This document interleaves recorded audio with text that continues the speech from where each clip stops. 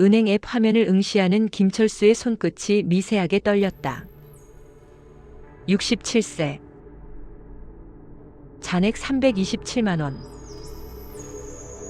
불과 석 달 전만 해도 이 계좌에는 퇴직금 2억 3천만 원이 고스란히 들어있었다.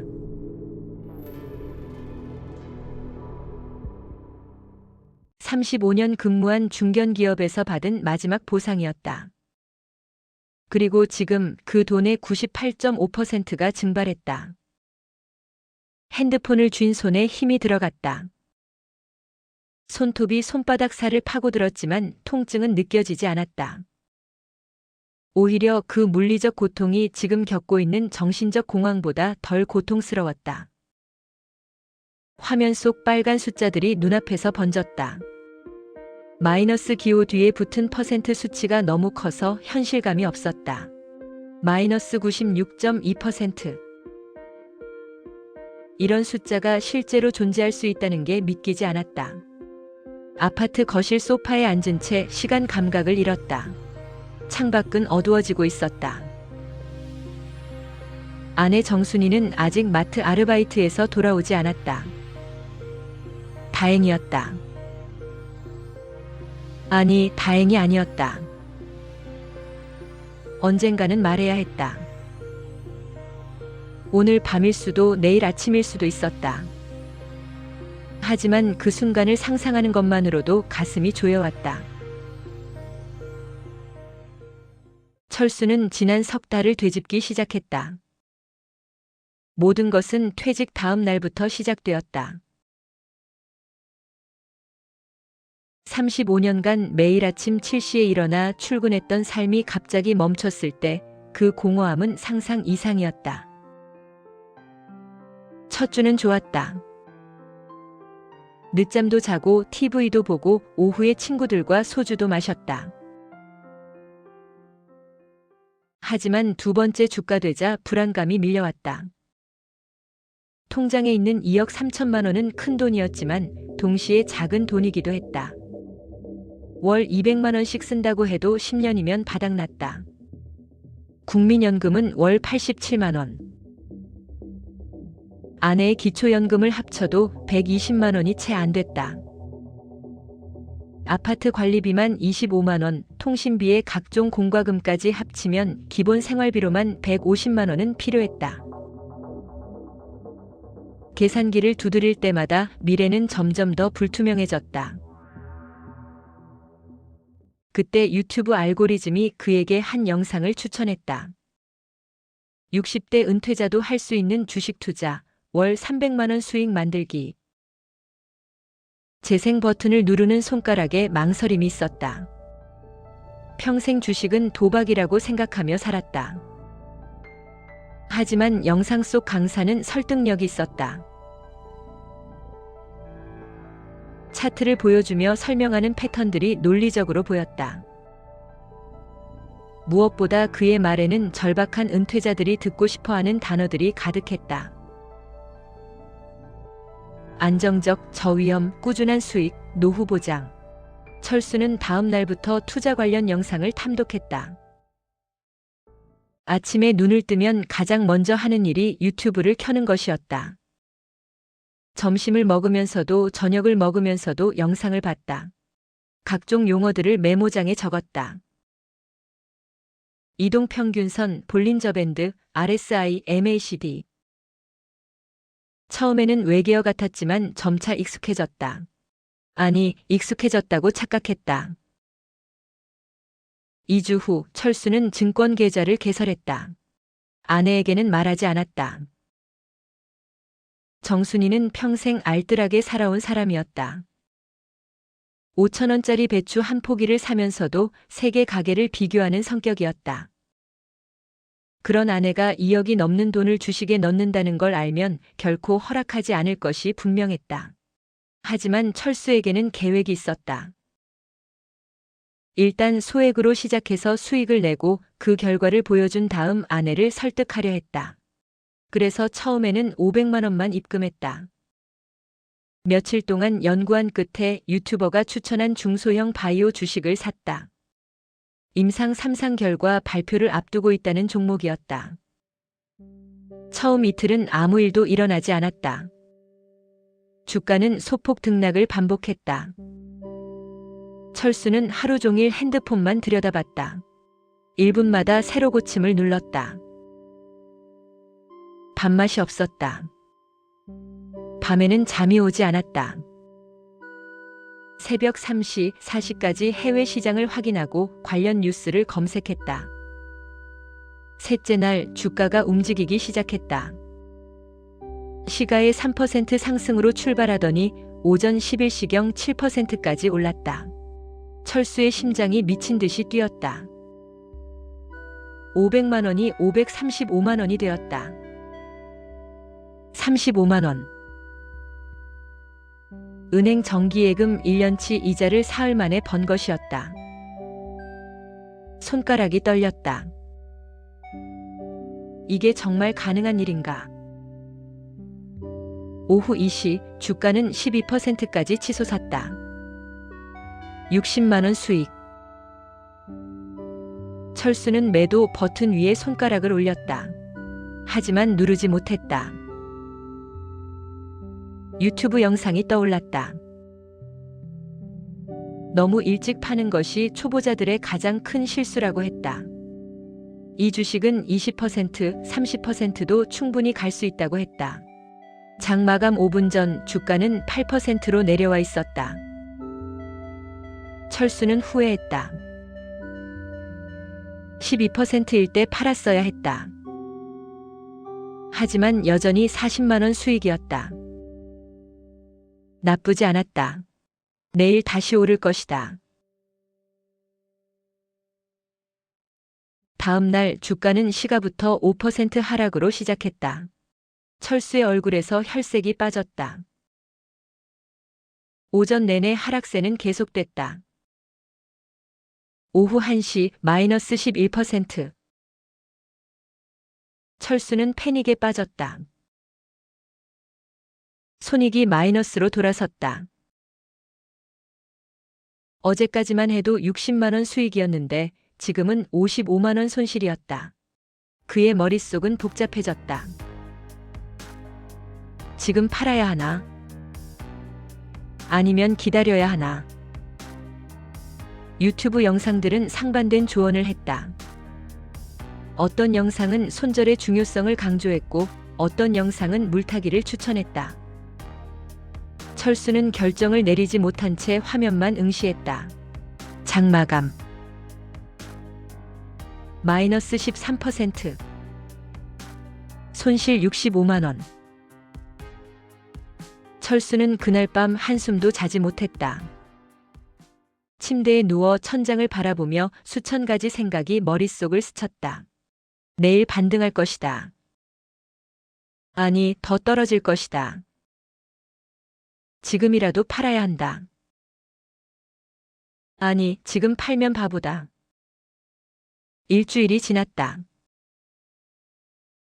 주가는 마이너스 28%까지 떨어졌다. 500만 원은 360만 원이 되었다. 140만 원 손실. 철수는 견딜 수 없었다. 모든 것을 정리하고 싶었다. 하지만 이 손실을 그대로 확정한다는 것은 인정할 수 없었다. 140만 원이면 아내와 한 달 반을 생활할 수 있는 돈이었다. 그때 또 다른 유튜버의 영상이 떠올랐다. 물타기. 평단가를 낮추는 전략. 지금 같은 가격에 추가로 매수하면 평균 매입가가 낮아진다. 그러면 조금만 반등해도 손실을 만회할 수 있다. 논리적으로 들렸다. 철수는 추가로 1,000만 원을 입금했다. 1,500만 원 전부를 그 종목에 쏟아부었다. 평균 매입가가 낮아졌다. 이제 15%만 오르면 본전이었다. 15%는 충분히 가능한 숫자였다. 며칠만 기다리면 됐다. 하지만 주가는 오르지 않았다. 오히려 더 떨어졌다. 마이너스 35%, 마이너스 41%, 마이너스 47%. 뉴스가 나왔다. 임상 3상 중간 결과가 기대에 못 미친다는 내용이었다. 철수는 그제야 깨달았다. 유튜버가 이 주식을 추천한 것은 정보가 있어서가 아니었다. 단지 화제성이 있는 종목이었을 뿐이었다. 1,500만 원은 800만 원이 되었다. 700만 원 손실. 철수는 매일 아침 일어나는 것이 두려워졌다. 꿈에서도 빨간 숫자들이 나타났다. 아내는 그가 이상하다는 것을 눈치챘지만 구체적으로 묻지는 않았다. 철수는 감사했다. 동시에 죄책감이 밀려왔다. 이틀 후 철수는 800만 원 전부를 손절했다. 더 이상은 못 봤다. 700만 원 손실. 이 숫자를 받아들이는데 꼬박 하루가 걸렸다. 하지만 받아들여야 했다. 이제 투자는 끝이다. 다시는 주식을 하지 않을 것이다. 그런데 이상한 감정이 밀려왔다. 분노였다. 시장에 대한 분노, 유튜버에 대한 분노, 자신에 대한 분노. 그리고 그 분노 뒤에는 집착이 숨어 있었다. 700만 원. 이 돈을 그냥 날릴 수는 없었다. 만회해야 했다. 반드시. 철수는 새로운 전략을 찾기 시작했다. 문제는 종목 선택이 잘못된 것뿐이었다. 다음에는 더 확실한 종목을 찾으면 됐다. 그는 더 많은 유튜브 채널을 구독했다. 유료 강의도 신청했다. 30만 원짜리 온라인 강좌였다. 이미 700만 원을 잃었는데 30만 원쯤이야 투자라고 생각했다.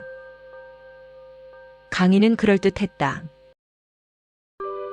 강사는 20년 경력의 전문 투자자라고 소개했다.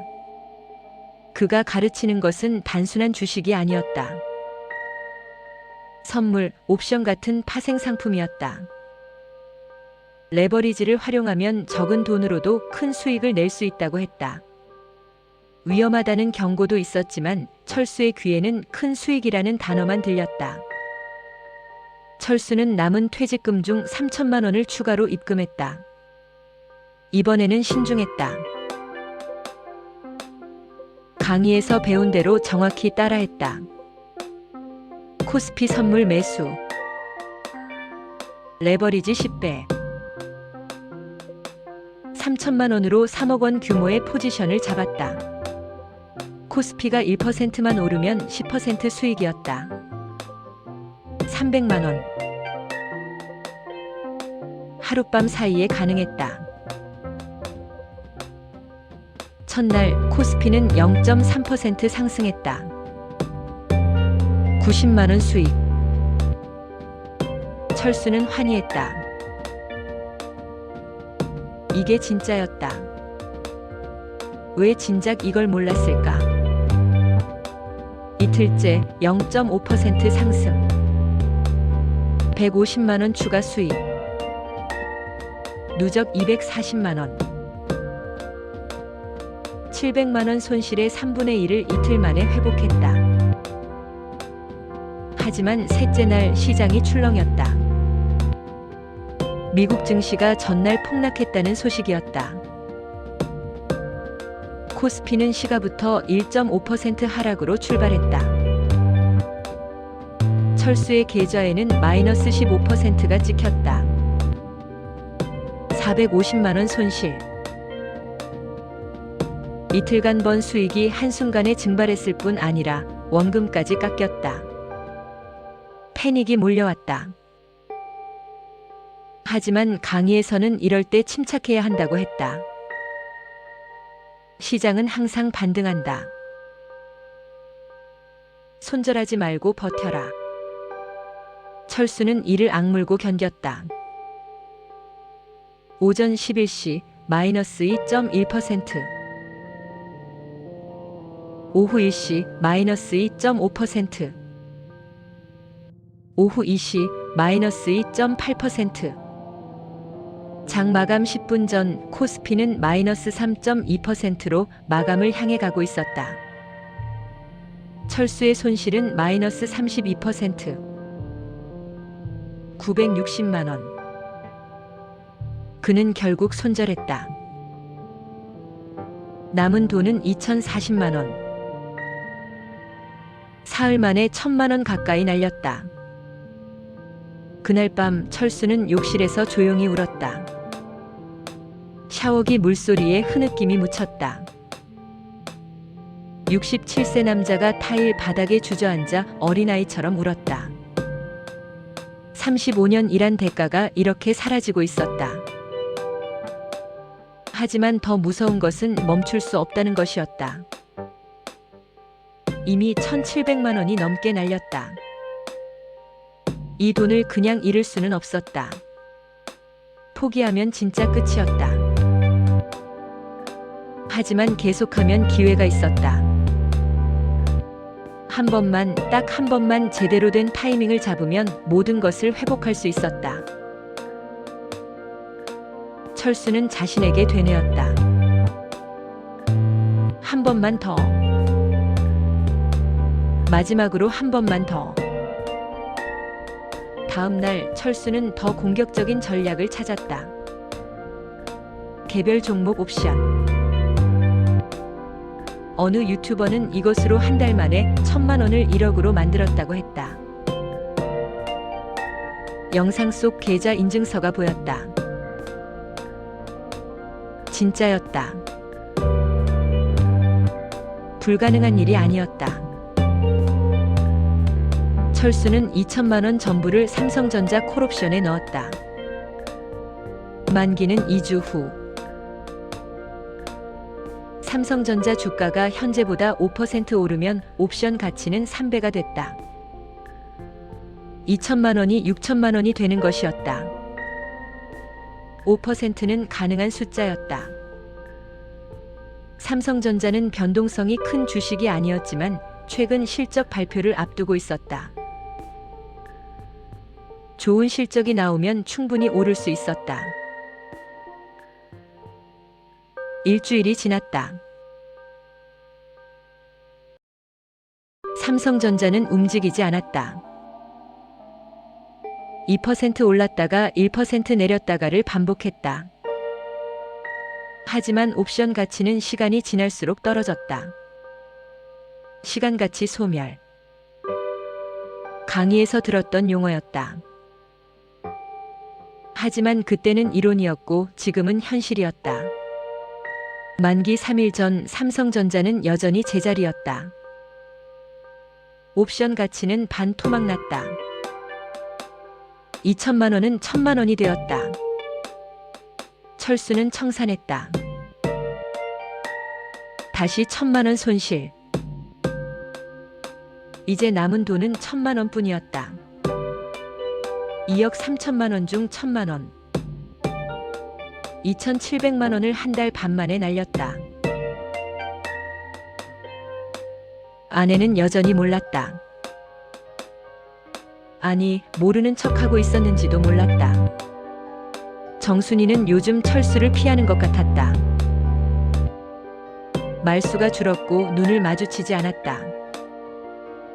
철수는 아내가 눈치챘을까봐 두려웠지만 확인할 용기는 없었다.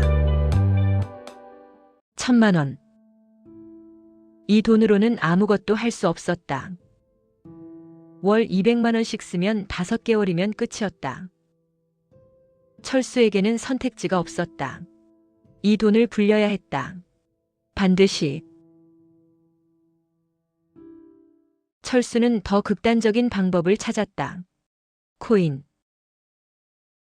암호화폐. 그동안 외면했던 세계였다. 뉴스에서는 항상 부정적으로 다뤘다. 투기다, 사기다, 거품이다. 하지만 지금 철수에게 필요한 것은 안전성이 아니라 가능성이었다. 코인은 하루에도 10%, 20%씩 움직였다. 어떤 코인은 한 달 만에 10배가 되기도 했다. 철수는 코인 거래소에 가입했다. 1,000만 원을 입금했다. 그리고 여러 유튜버들이 추천하는 코인을 조사했다. 대부분 알트코인이었다. 비트코인이나 이더리움 같은 주류 코인은 수익률이 낮다고 했다.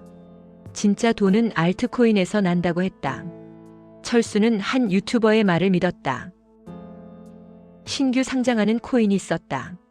메타버스 관련 프로젝트라고 했다. 백서를 읽어봤지만 무슨 말인지 이해할 수 없었다. 하지만 유튜버는 확신에 차 있었다. 상장하면 최소 5배는 간다고 했다. 조기 투자자에게는 30% 할인도 제공했다. 철수는 1,000만 원 전부를 그 코인에 넣었다. 프리세일이라고 했다. 상장 전에 미리 사는 것이었다. 상장일은 2주 후였다. 철수는 매일 텔레그램 방을 확인했다. 수천 명의 투자자들이 기대감에 들떠 있었다. 모두가 10배, 20배를 꿈꿨다. 상장일이 왔다. 코인은 시작가보다 50% 높게 출발했다. 철수의 1,000만 원은 순식간에 1,500만 원이 되었다. 가슴이 뛰었다. 이거였다. 드디어 찾았다. 그는 팔지 않았다. 더 오를 것이 분명했다. 30분 후 가격은 시작가로 돌아왔다. 1시간 후 마이너스 20%. 2시간 후 마이너스 50%. 철수는 믿을 수 없었다. 무슨 일이 일어나고 있는 것인가? 텔레그램 방은 아수라장이 되었다. 사람들은 서로를 비난했다. 사기다, 러그풀이다, 개발진이 도망갔다. 그때 철수는 깨달았다. 유튜버는 홍보비를 받고 코인을 추천한 것이었다. 프리세일 투자자들은 미끼였다. 개발진과 초기 투자자들은 상장과 동시에 물량을 던지고 빠져나갔다. 남은 것은 손실을 떠안은 일반 투자자들 뿐이었다. 하루 만에 1,000만 원은 200만 원이 되었다. 철수는 핸드폰을 벽에 내던지고 싶었다. 하지만 그러지 못했다. 그저 멍하니 화면을 바라봤다. 숫자들은 더 이상 의미가 없었다. 현실감이 없었다. 이것은 꿈이 아닐까? 악몽이 아닐까? 하지만 현실이었다. 2억 3천만 원이 200만 원이 되었다. 2달 만에. 철수는 소파에 앉아 하염없이 시간을 흘려보냈다. 생각이 멈췄다. 아무것도 할 수 없었다. 아내가 집에 돌아온 것은 저녁 8시였다. 정순이는 피곤한 얼굴로 현관문을 열었다. 마트에서 6시간 동안 서서 일하고 온 것이었다. 67세 여자가 시급 9천 원을 받으며 하는 일이었다. 거실에 불이 꺼져 있었다. 정순이는 이상함을 느꼈다. 철수는 항상 거실에서 TV를 보고 있었다. 하지만 오늘은 소파에 앉아 어둠 속에 있었다. 핸드폰 화면에 희미한 빛만이 그의 얼굴을 비췄다. 정순이는 불을 켰다. 철수의 얼굴이 드러났다. 핏기 없는 얼굴, 초점 없는 눈동자, 굳어진 표정. 정순이는 순간 모든 것을 직감했다. 무슨 일이 일어났는지는 몰랐지만 뭔가 돌이킬 수 없는 일이 벌어진 것만은 확실했다. 철수의 입이 열렸다. 목소리는 쉬어 있었다. 그는 모든 것을 고백했다. 퇴직금, 주식, 선물, 옵션, 코인. 2억 3천만 원이 200만 원이 된 과정을. 처음에는 아내를 설득하려 했다는 것을. 작은 수익을 내면 보여주려 했다는 것을. 하지만 모든 것이 틀어졌다는 것을. 정순이는 아무 말도 하지 않았다. 소리를 지르지도 울지도 않았다. 그저 멍하니 서 있었다. 얼굴에는 표정이 없었다. 몇 분이 지났는지, 몇 시간이 지났는지 알 수 없었다. 시간이 멈춘 것 같았다. 그러다 정순이는 조용히 돌아섰다. 안방으로 들어가 문을 닫았다. 철수는 홀로 거실에 남았다. 그날 밤 안방에서는 아무 소리도 들리지 않았다. 울음소리도 한숨소리도 없었다. 그것이 더 무서웠다. 다음 날 아침 정순이는 평소처럼 일어나 아침을 차렸다. 하지만 철수의 것은 준비하지 않았다. 자신의 밥과 국만 차려 혼자 먹었다. 철수는 감히 식탁에 앉을 수 없었다. 정순이는 출근 준비를 했다. 철수를 한 번도 쳐다보지 않았다. 현관문을 나서려다 멈췄다. 등을 돌린 채 한마디 했다. 이혼하자고.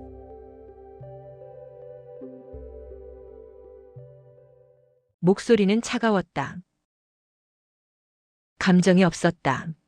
철수는 대답하지 못했다. 정순이는 그대로 집을 나갔다. 철수는 식탁 앞에 선 채로 굳어 있었다. 다리에 힘이 풀렸다. 천천히 주저앉았다. 차가운 거실 바닥이 느껴졌지만 일어날 기운이 없었다. 이혼. 그 단어가 머릿속에서 메아리 쳤다. 43년을 함께 산 아내였다. 25세에 만나 결혼했다. 두 아들을 키웠다. 가난했지만 행복했던 시절도 있었다. 그 모든 시간이 한순간에 무너지는 느낌이었다. 핸드폰이 울렸다. 큰아들 민수였다. 철수는 받지 않았다.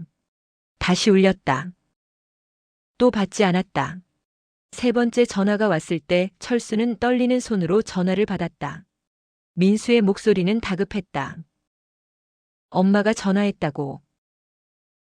아버지가 퇴직금을 다 날렸다고.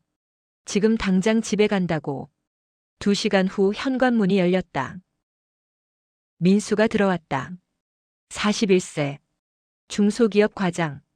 자신의 가정도 겨우 꾸려가는 형편이었다.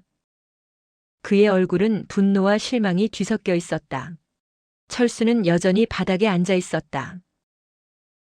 민수는 아무 말 없이 아버지를 내려다봤다. 침묵이 흘렀다. 길고 무거운 침묵이었다. 철수는 고개를 들 수 없었다. 민수의 입이 열렸다. 목소리는 낮았지만 떨리고 있었다. 어떻게 이럴 수 있냐고. 어떻게 평생 모은 돈을 2달 만에 날릴 수 있냐고.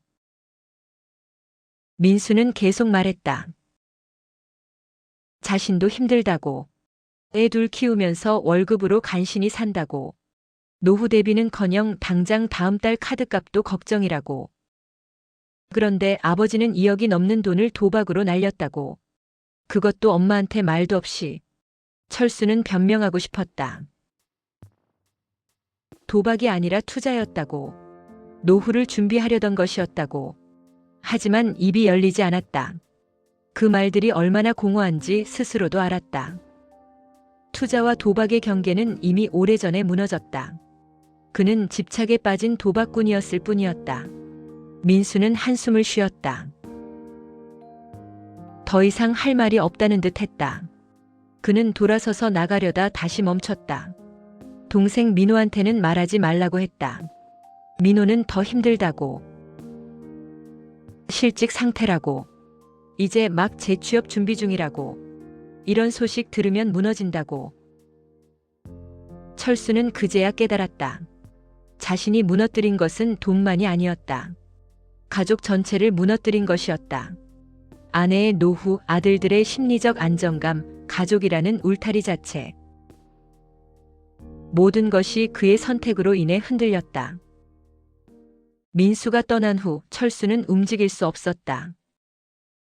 시간이 얼마나 지났는지 알 수 없었다. 해가 기울었다. 거실은 다시 어두워졌다. 그는 불을 켜지 않았다. 어둠이 편했다. 자신의 얼굴을 보지 않아도 됐다. 배가 고팠지만 먹을 생각이 나지 않았다. 냉장고에는 아내가 차려놓은 반찬들이 있었다. 하지만 그것들을 먹을 자격이 없다고 느꼈다. 물만 마셨다. 수돗물을 컵에 받아 몇 모금 마시고는 다시 바닥에 앉았다. 핸드폰을 켰다. 은행 앱을 열었다. 여전히 327만 원이었다. 아니, 이제 324만 원이었다. 카드 결제가 빠져나간 것이었다. 지난달 통신비와 관리비였다. 돈은 계속 빠져나갔다. 아무것도 하지 않아도 돈은 줄어들었다. 철수는 계산하기 시작했다. 324만 원으로 얼마나 버틸 수 있을까? 혼자라면 한 달 반. 아내와 함께라면 한 달. 그 다음은 국민연금 87만 원. 아내의 기초연금까지 합쳐도 120만 원. 관리비, 통신비, 식비를 빼면 남는 게 없었다. 아니, 부족했다. 아내의 마트 아르바이트 수입이 있었다. 월 80만 원 정도. 하지만 이제 그 돈은 온전히 아내의 것이었다. 이혼하겠다는 아내가 그 돈을 나눠줄 리 없었다. 철수는 혼자서 살아가야 했다. 월 87만 원으로. 공포가 밀려왔다. 진짜 공포였다. 죽음에 대한 공포가 아니라 살아가는 것에 대한 공포였다. 어떻게 살아야 하는가? 67세에 일자리를 구할 수 있을까? 편의점 아르바이트? 경비일? 청소일? 가능할까? 설령 가능하다 해도 얼마나 벌 수 있을까? 철수는 구인구직 앱을 검색했다. 60대 이상 가능한 일자리를 찾았다. 대부분 시급 최저임금이었다.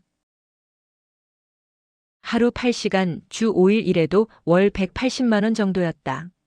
나쁘지 않았다. 하지만 67세에 하루 8시간씩 서서 일할 수 있을까?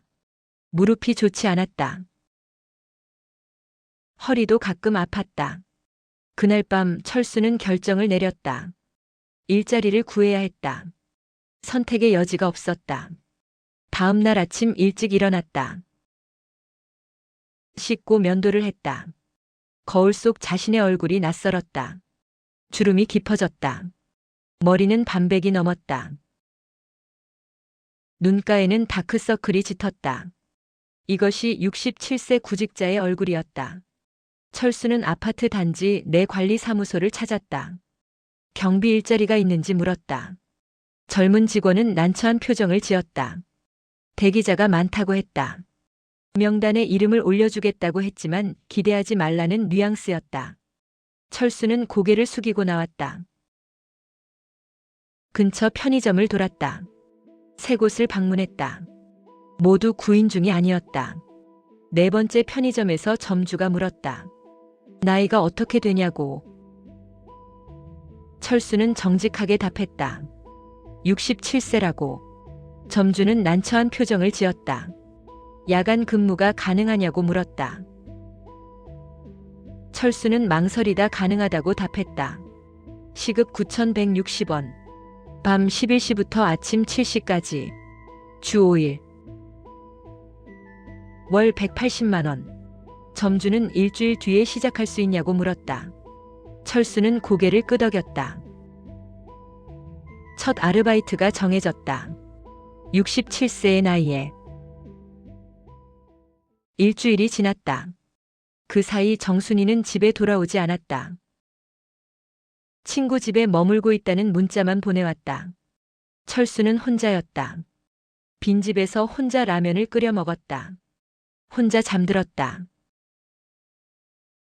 혼자 악몽을 꿨다. 악몽은 매일 밤 찾아왔다. 빨간 숫자들이 끊임없이 떨어지는 꿈이었다. 철수는 그것들을 잡으려 했지만 손에 잡히지 않았다. 숫자들은 바닥에 떨어져 산산이 부서졌다. 깨어나면 온몸이 땀으로 젖어 있었다. 가슴이 두근거렸다. 호흡이 거칠었다. 첫 출근일이 왔다. 밤 10시 50분. 철수는 편의점 앞에 섰다. 유니폼을 입었다. 초록색 조끼였다. 이름표가 달려 있었다. 김철수. 67세 김철수는 이제 편의점 야간 알바생이었다. 점주는 간단히 업무를 설명했다. 계산, 진열, 청소. 어렵지 않았다. 하지만 8시간 동안 서 있어야 했다. 손님이 없어도 앉을 수 없었다. 규칙이었다. 철수는 고개를 끄덕였다. 첫날 밤은 지옥이었다. 3시간이 지나자 다리가 아프기 시작했다. 5시간이 지나자 허리가 끊어질 것 같았다. 하지만 참아야 했다. 쉴 수 없었다. 손님이 들어올 때마다 인사해야 했다. 미소를 지어야 했다. 67세 노인의 미소는 어색했다. 새벽 4시 가장 힘든 시간이었다. 졸음이 밀려왔다. 눈꺼풀이 무거웠다. 하지만 졸 수 없었다. CCTV가 있었다. 점주가 확인한다고 했다. 철수는 얼굴에 찬물을 끼얹었다. 정신이 들었다. 1시간을 더 버텼다. 아침 7시 교대 시간이 왔다. 철수는 비틀거리며 편의점을 나왔다. 집까지 걸어가는 10분이 1시간처럼 느껴졌다. 집에 도착해 침대에 쓰러졌다. 온몸이 쑤셨다. 하지만 잠은 오지 않았다. 머릿속이 복잡했다. 빨간 숫자들이 떠올랐다. 아내의 차가운 표정이 떠올랐다. 아들의 실망한 눈빛이 떠올랐다. 두 번째 날, 세 번째 날도 마찬가지였다. 몸은 점점 더 힘들어졌다. 무릎이 붓기 시작했다. 허리는 계속 아팠다. 하지만 그만둘 수 없었다. 돈이 필요했다. 한 달 후에 받을 180만 원이 절실했다. 일주일이 지났을 때 철수는 거울을 봤다. 그곳에는 완전히 다른 사람이 서 있었다. 눈은 푹 꺼졌다. 얼굴은 초췌했다. 어깨는 축 처졌다. 이것이 자신의 모습이었다. 35년 일한 회사원의 마지막 모습이었다. 정순이가 집에 돌아온 것은 철수가 편의점에서 일한 지 2주가 지난 후였다. 하지만 함께 살기 위해서가 아니었다. 짐을 싸러 온 것이었다. 철수는 야간 근무를 마치고 집에 돌아와 아내와 마주쳤다. 정순이는 여행용 가방에 옷가지를 넣고 있었다. 철수는 말을 걸려 했다. 하지만 목소리가 나오지 않았다. 정순이는 침묵 속에서 짐을 쌌다. 사진첩도 챙겼다. 결혼 사진, 아이들 어렸을 때 사진, 가족여행 사진. 43년의 기억들이 가방 속으로 들어갔다. 마지막으로 정순이는 통장을 꺼냈다. 철수의 통장이 아니라 자신의 통장이었다. 오래전부터 조금씩 모아온 비상금이었다. 거기에는 1200만 원이 들어있었다. 철수는 그 통장의 존재를 몰랐다. 아내가 20년 넘게 몰래 모은 돈이었다. 한 달에 5만 원씩 아껴서 모은 돈이었다. 정순이는 그 통장을 가방에 넣었다. 그리고 철수를 봤다. 처음으로 눈을 마주쳤다. 정순이의 눈에는 눈물이 없었다. 분노도 없었다. 그저 텅 빈 눈이었다. 모든 감정이 소진된 눈이었다. 정순이가 입을 열었다. 마지막 말이었다. 당신 혼자 사세요. 43년 동안 고생했다는 말도 미안하다는 말도 없었다. 그저 그 한마디뿐이었다. 정순이는 가방을 들고 집을 나갔다. 현관문이 닫혔다. 철수는 텅 빈 거실에 홀로 남았다. 한 달이 지났다. 철수는 여전히 편의점에서 일했다. 몸은 적응했지만 마음은 적응하지 못했다. 매일 밤 빨간 숫자들의 악몽을 꿨다. 깨어나면 식은땀이 흘렀다. 2억 3천만 원. 그 숫자는 끊임없이 그를 괴롭혔다. 첫 월급을 받았다. 183만 원. 세금을 떼고 실수령액은 171만 원이었다. 철수는 그 돈으로 밀린 관리비를 냈다. 통신비를 냈다. 전기세를 냈다. 남은 돈은 90만 원. 이 돈으로 한 달을 살아야 했다. 하루 3만 원. 끼니당 1만 원. 가능했다. 라면과 김치로 버티면. 철수는 인터넷을 끊었다. TV도 거의 보지 않았다. 핸드폰 요금제를 최저가로 바꿨다. 모든 구독 서비스를 해지했다. 냉난방은 최소한으로 줄였다. 여름에는 더위를 참았고 겨울에는 추위를 참았다. 이것이 그의 새로운 삶이었다. 민수가 가끔 전화했다. 안부를 물었다. 철수는 괜찮다고 답했다. 괜찮지 않았지만 그렇게 말할 수밖에 없었다. 민수에게 짐이 되고 싶지 않았다. 이미 충분히 실망시켰다. 더 이상 폐를 끼칠 수 없었다. 어느 날 민수가 찾아왔다. 50만 원을 주었다. 철수는 받을 수 없었다. 하지만 민수는 강요했다. 그냥 받으라고 했다. 철수는 떨리는 손으로 돈을 받았다. 67세 아버지가 41세 아들에게서 용돈을 받는 순간이었다. 철수는 민수가 돌아간 후 그 돈을 보며 울었다. 정순이 소식은 민수를 통해 들었다. 아내는 친구 집을 나와 고시원에 살고 있었다. 여전히 마트에서 일했다. 이혼 서류는 아직 제출하지 않았다고 했다. 하지만 시간 문제였다. 정순이는 더 이상 돌아오지 않을 것이었다. 6개월이 지났다. 철수는 여전히 편의점에서 일했다. 배달도 계속했다. 몸은 많이 야위었지만 적응했다. 이제는 이것이 일상이었다. 새벽 5시 손님이 들어왔다. 중년 남자였다. 피곤한 얼굴로 캔커피를 샀다. 철수는 계산하며 인사했다. 손님은 고개를 끄덕이고 나갔다. 철수는 다시 홀로 남았다. 창밖은 아직 어두웠다. 하지만 곧 동이 틀 것이었다. 긴 밤은 언젠가 끝났다. 철수는 그것을 알았다. 그리고 그는 오늘도 내일도 모레도 이 자리에 서 있을 것이었다. 67세 편의점 야간 알바생으로 2억 3천을 날린 남자로. 하지만 살아있는 사람으로.